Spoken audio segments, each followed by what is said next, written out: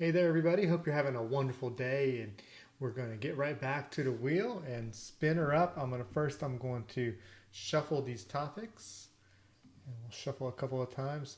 Sorry, it looks like I'm looking away from the wheel, but I'm actually looking at it. It's on an opposite screen there. All good. So let's see what we come up with for today's topic. Retention versus new clients. So it's interesting because you look at the idea of always wanting new clients. I think a lot of businesses see that in a kind of a tunnel vision way. A lot of times, it's new, new, new. We need hundreds of thousands, millions of clients. We need new, new, new, new business, net new badges, new contracts. But what is forgotten in a lot of organizations is what it means to retain current clients and upsell and cross sell, but really retain. And how do you retain? Well, you can retain through upselling proper solutions, proper services, proper products, things that fit to them, but you retain them through providing excellence in client service. And that goes missing quite often because we take for granted often that people that are coming on board are not going to leave us. And that could be a product sales that they bought a product from us that will last 100 years.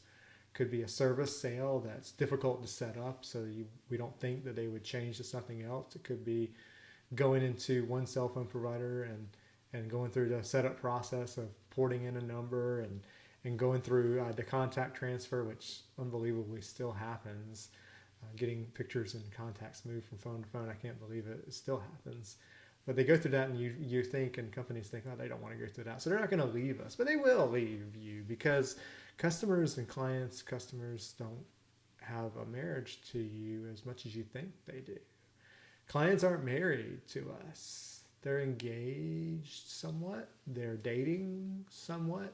But they're not really married unless we make them. We had to take them to the altar. How do you take them to the altar? You take them to the altar through providing outstanding customer service.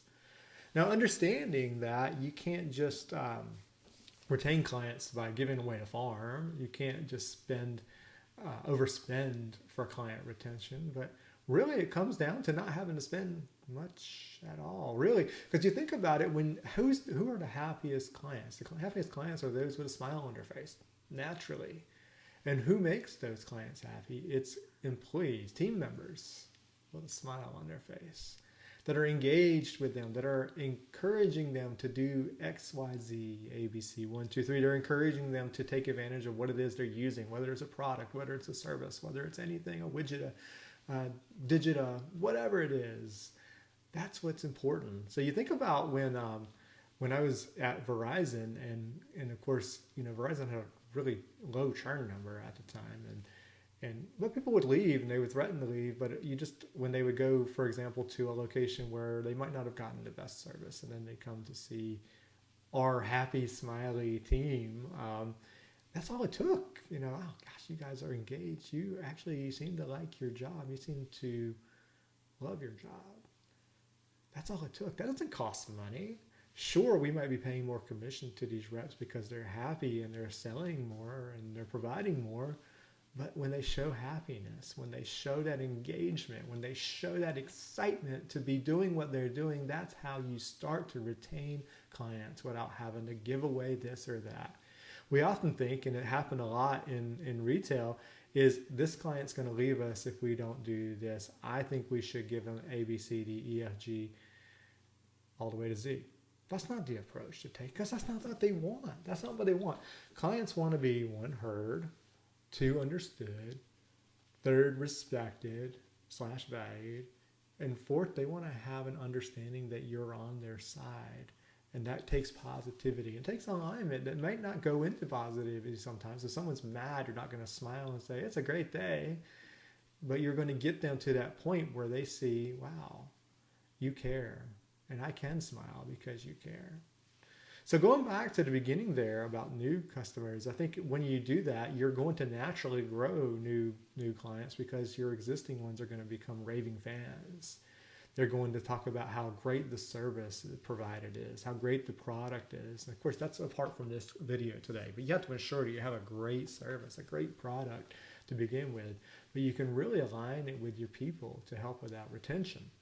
So going into the new side, referrals, ensuring that they hear about these things, putting quotes out there, getting clients to review, to provide insight into their experience, but also getting to the point where if there's another product or service to be sold to an existing client, that you take care of them too. We forget that a lot in life, is that we think it's the only new way to get new money or new revenue is to have new clients. And that's not true at all.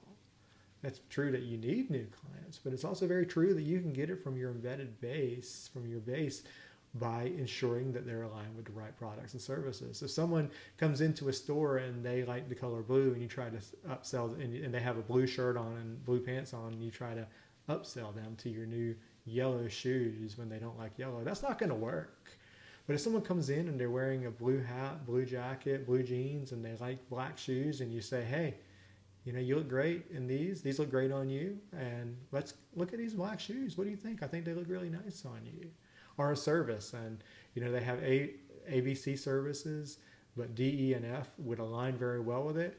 If you have a great relationship with it and you continue to build that and nurture it and keep it positive and so on and so forth there, and you're making sure they're taken care of, that DEF becomes a layup. And then it goes to G, H, I, all the way across where it's needed. You might skip the LMNOP and go on to QRS. So think about those things, but it starts with that positive interaction. It starts with making sure that you're taking care of your people. And as a leader, you take care of your people, meaning your employees, your team members, because if you are, as a leader, are taking care of your team members, then that's going to trickle down to your team members being happy and taking care of your clients. And that's going to make sure that those, your upsells and your existing base remain happy. So think about that. Hopefully this is helpful for you, and I appreciate so much and wish you all the best for a great week and a wonderful holiday weekend. Thank you.